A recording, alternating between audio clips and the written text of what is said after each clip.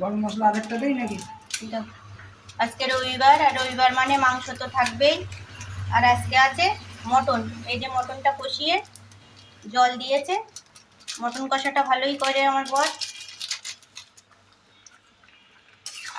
এখন প্রেসারে দেওয়া হবে।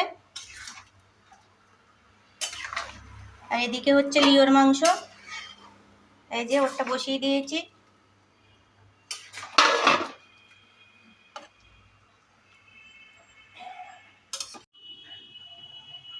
এই যে ঘি গরম মশলা দিয়ে একেবারে প্রেসারে দিয়ে সিটি মারা হবে।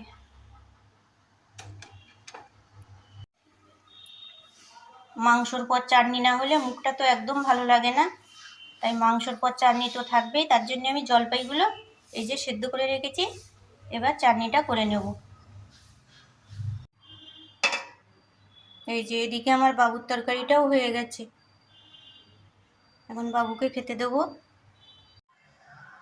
এই যে মটন কষাটাও হয়ে গেছে, এখন খাবার পালা। কিরম হয়েছে দেখি। এই যে চাটনিটা হয়ে গেছে।